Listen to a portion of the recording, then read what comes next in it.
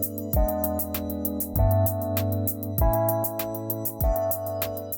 Shannon Dorn! Woo! Hey. That place looks amazing. Yeah, this is my new space. Love.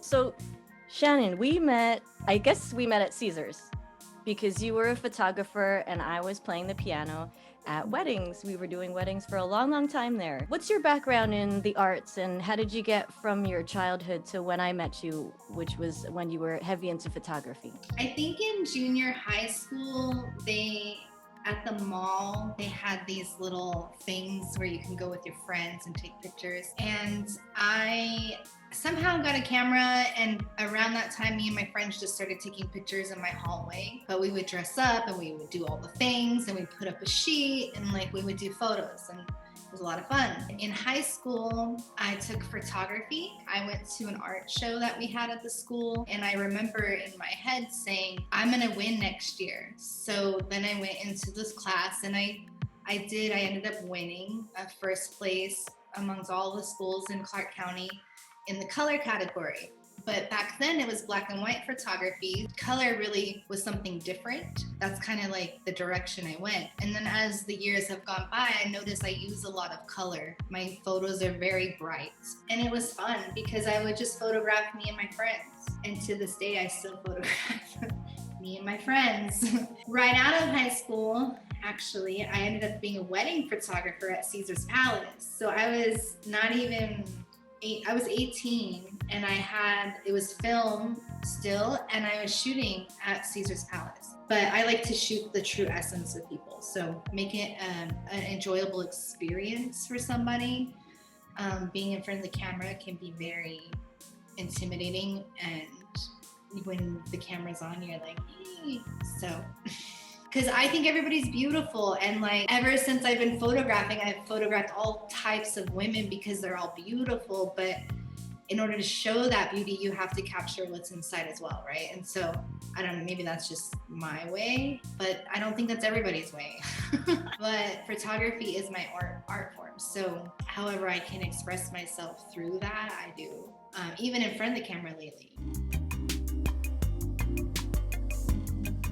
I got inspired towards the end of my college years. I started to see how I could make photography into artwork. And so I started smashing pictures and doing different things to make it more grungy and cool and more like urban, art, because I'm really inspired by the graffiti and hip hop lifestyle. So I created an art series. I decided that I was going to create an art series called Welcome to the Slums. And it was a collaboration between 13 artists and 13 models. And we made 35 pieces. I would take the photo, composite another photo, or I would take the photo, alter it, and then I would print them on canvas, and then I would send it off to the artist, and they would have a direction of this is the artist's character, this is the character, whatever you want to do from there, go. And so they would do their artwork. So it could be painting on top of the photo to collaging, and then we showcased it, and we toured actually to Colorado, San Diego, and we showed it in Las Vegas for a few years.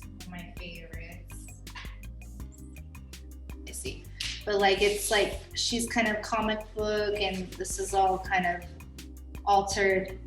That was a photo, this is a photo, this is a photo. And then he painted on top. Cool. But I opened up a gallery and tried to sell the art. And I don't know.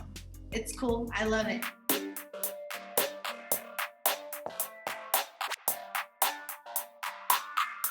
Why don't you tell me about Solstice Gallery? Okay, so when I made that series, Welcome to the Slums, I collaborated with a lot of artists and became good friends with my tattoo artist, Anthony Ortega. And he and I decided to open up a gallery at this new cool space downtown Spaces.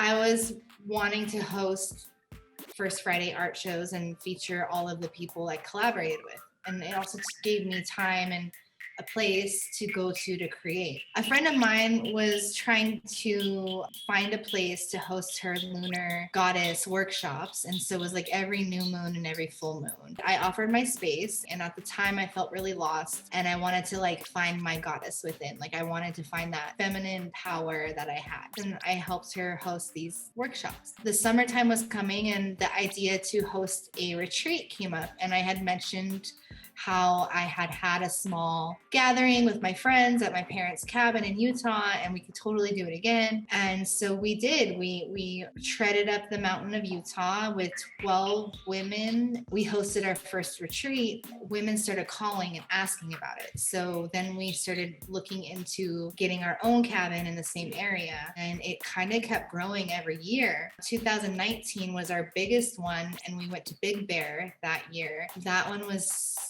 like the best one ever. And it was all about sisterhood. And we really try to, I have a team of us that work on it together, and we do exercises to help you awaken your feminine power and your vision and to help it come to life. So if you're lost, we help you figure out what you like, and we help open the, I would say, gateway to get there, just by these little exercises that we do. It's been beautiful seeing women transform and become like their true selves, and it's worked. And every year we have women who call and like are wondering about it, and we make it happen. Why is it important for you to have a support system? Well, I've discovered that you can't do anything alone. Through all my collaborations with artists, I've discovered that like you need to have a team with like similar goal or vibe, I guess. When I've gathered with women, I realized that together we're more powerful. Together we can move mountains.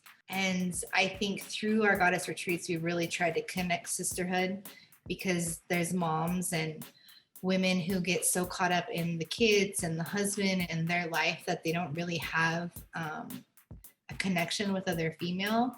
So it's the one time a year where we really make that the main focus of the retreat, so that women feel that they can have a shoulder to cry on or a friend to hang out with after the retreat. A lot of the women are still friends to this day, and it's a beautiful thing to see that I've connected these women and that they have really like gained a friend. It's just a good way to tune in, to get away, connect to not only yourself, but to other women and to nature, and to leave with feeling a little bit more confident in the direction you're going.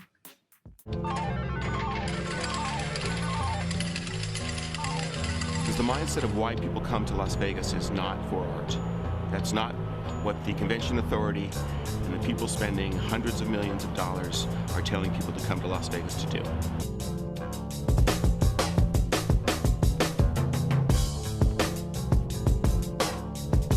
Nobody would come down there at night because it was too scary. We didn't have street lights. The sad part is that the population that lives here is not a art-friendly population. Some can see it as a nuisance. When you see spray paint, you think of a graffiti artist, a vandal. The quality of art that's being produced here is superior to the national average across the board. What did you do before television was invented? Now, sometimes it's hard to answer that question in a way that they'll understand. When I realized how much footage I had of the culture in the early 2000s is when I was like, we need to show this. Like somebody has a blueprint on everything. There was no blueprint back then. We did what we did for fun. You know what I mean? Like we danced the way we wanted to dance. I bought the Arts Factory in 1990. I was a starving artist. I had no money. The torch was passed down to us back in 1992 when we first started dancing. First Friday was founded in about 2000, 2001. At that time, downtown still wasn't really that safe. If I'm doing good art and I'm putting it out there like that, that's what any artist aspires to be, you know what I mean? You want to travel the world, you want to show everybody your work, you know, and hopefully somebody is on that same wavelength of you or that feels your art. Cool.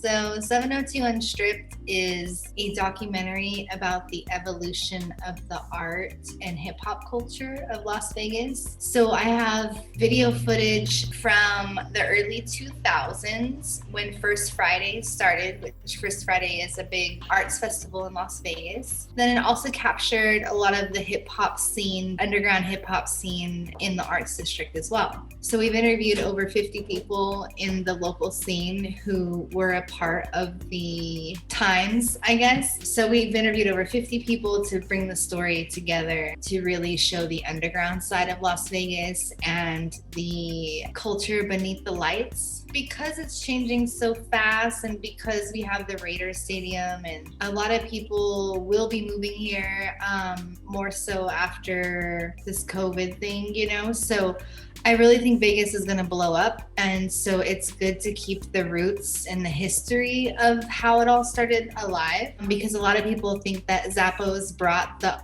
First Friday Festival, and it's not necessarily true, and they helped a lot with it, but you know, it's good to tell the real story. So it feels like I was at the right place at the right time. It also feels like an honor to be part like of the pioneers of the arts district, and really like excited to show what I've seen and how it's grown. So I felt like First Friday was the one time a month where young kids and young artists could get together and create and express themselves, and it attracted a lot of DJs and b-boys and MCs and graffiti artists. So like hip hop was a big part of that. It just happened organically, right? So that's just what I captured. It was really like a dark place, and there was like 5 places to hang out, and the cool thing about that was everybody was like always at those places. So you knew if you're going to the Get Back or if you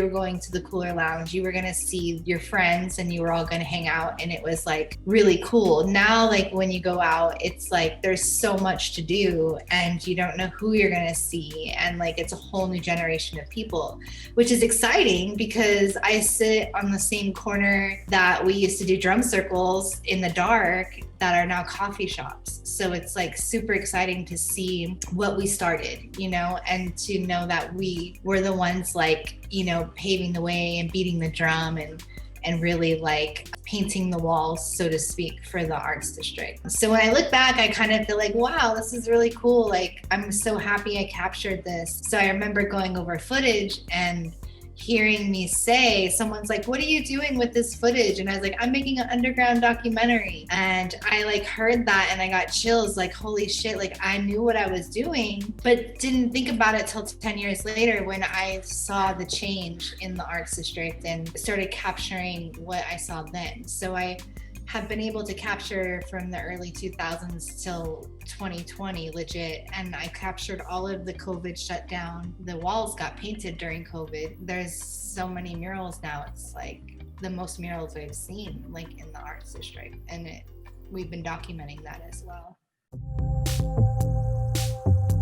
Any aspirations or goals, just put one step forward and trust the universe that it will be provided. I have noticed that when we have complete and ultimate faith, that everything will be provided and everything will make sense later, right? Like I didn't know I was making a documentary until I was 30 something. And now I'm like, okay, well, this is why I've been holding a camera in my hand for the last 25 years. What the hell was I doing? I was documenting. And now I'm putting that project together. So keep treading, keep going. It'll all make sense later. And not be afraid of compliments, because there's a lot of time we don't take in the hard work that we've done. Like we legit just keep going. Like that's how I am. Like I'm like, oh, that's done. Okay, the next. And sometimes I have 10 projects at once, and then just like bop, bop, bop, you know. So stay focused. Don't let fear get in the way, and don't be afraid of the criticism. Like you know how many art shows I did with amateur photos and didn't give a shit because I sold something and I did it, and I was able to learn from each thing that I did. If you don't know what to do, ask somebody at a gallery, hey, I have art I want to show, how do I do it? And I guarantee you'll find a place to put it and you'll keep going. Or, hey, I want to perform this song. Where do you perform a song? You got to ask somebody, you know, especially with the times now, like this is a huge change for the world and you have to change to evolve, right? Like, so don't be scared of that. Like change does hurt. Like it's growing pains, right? Like I remember those and they're real, like emotionally too. So adapt and change or move on, right? Like sometimes like COVID, you know, certain things happen and takes away everything that we once had, like a job, right? A career, a future, and it's gone. So like, what do? Do you go and keep doing what you were doing, even though you may not be 100% happy? Or do you like let it go and move on, right? Like, that's what I've discovered. And I want to come out of this situation stronger, physically, mentally, emotionally. I just want to come out stronger.